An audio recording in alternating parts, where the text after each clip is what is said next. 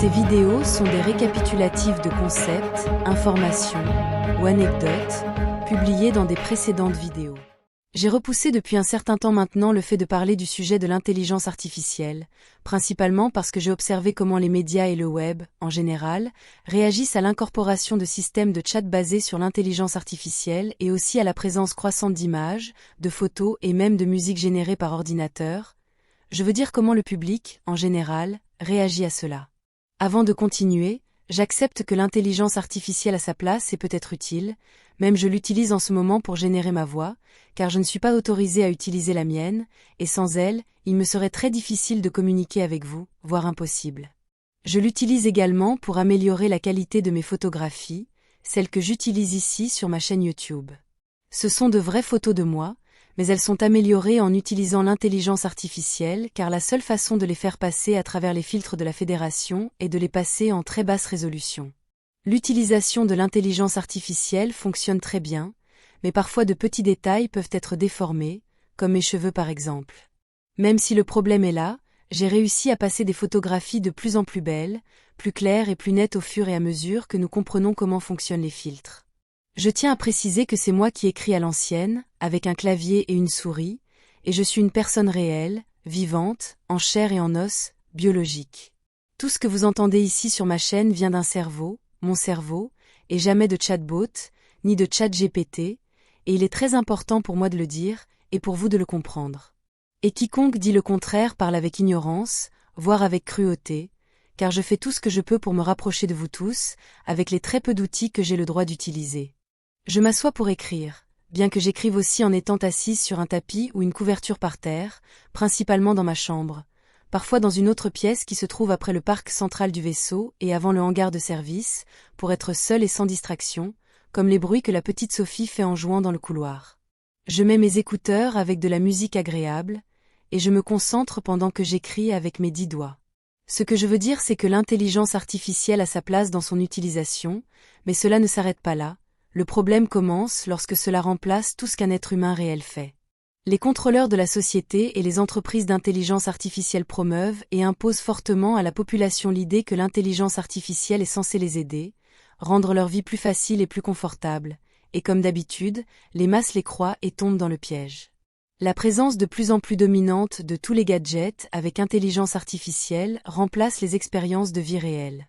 Tout le système culturel rend les expériences réelles de plus en plus difficiles à avoir car même voyager devient de plus en plus cher pour les masses, et parce que les intérêts des jeunes générations sont dirigés vers les jeux vidéo et les jeux en ligne en immersion totale. Toute la culture humaine et la société sont guidées pour dépendre des ordinateurs, et tout ce qui se passe sans impliquer un ordinateur devient de plus en plus difficile.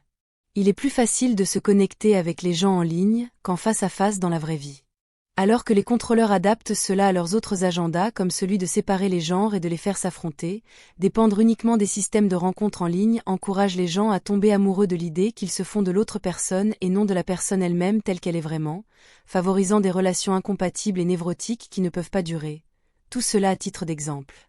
Un des plus grands dangers de l'intelligence artificielle est qu'elle remplace le travail des humains dans tous les domaines de la vie. Jusqu'à récemment, les seuls dangers de ce type dont on entendait parler étaient ceux que l'automatisation apportait à la classe ouvrière où des milliers de personnes perdaient leur emploi au profit des robots. Mais aujourd'hui je vois des artistes, des illustrateurs et même des écrivains en danger de perdre leur emploi également à cause de l'intelligence artificielle.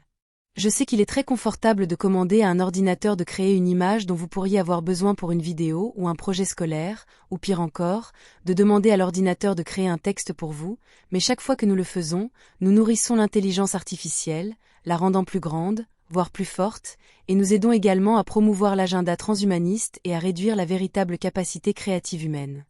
Utiliser l'intelligence artificielle de cette manière favorise au moins la paresse, je dirais.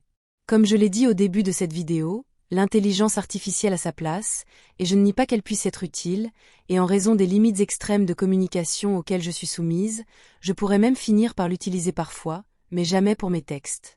Ensuite, nous avons un autre très gros problème, et c'est le transhumanisme, où il pousse les masses à l'idée et au concept que l'humanité, le corps humain et la biologie sont défectueux et dépassés et doivent être améliorés ou même remplacés par de meilleurs systèmes, tels que l'incorporation de systèmes d'amélioration du cerveau mécanique et à puce informatique. Dans ce dernier cas, Encore une fois, l'intelligence artificielle a sa place car elle peut être très utile et même changer la vie des victimes d'accidents ayant perdu un membre, par exemple. Donc le problème est de déterminer ou placer une limite saine à la nature invasive de l'intelligence artificielle envers la vie humaine, et qui a l'autorité pour le faire tout en maintenant le cadre éthique et spirituel correct, avec également à l'esprit les meilleurs intérêts du public. Certainement pas les gens au pouvoir sur Terre, ni les grandes entreprises informatiques et la cabale, et c'est là le cœur du problème, ce n'est pas l'intelligence artificielle. C'est qui est derrière elle, la promouvant et la programmant, ainsi que décidant où dans la société elle doit être imposée, en ciblant quelle partie de la population humaine elle affectera, et avec un seul but, contrôler les gens. Le dénigrement et le rejet de la biologie, considérant celle-ci comme insuffisante, voire dépassée, proviennent clairement d'une société malade basée strictement sur des concepts et des valeurs matérialistes et déterministes.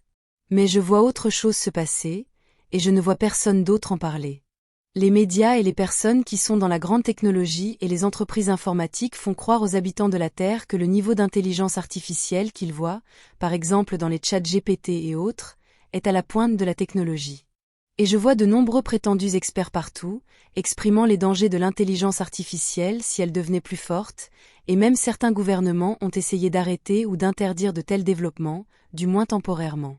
Mais je dois vous assurer qu'en connaissant le fonctionnement de la cabale, le véritable niveau d'intelligence artificielle sur Terre est beaucoup plus élevé.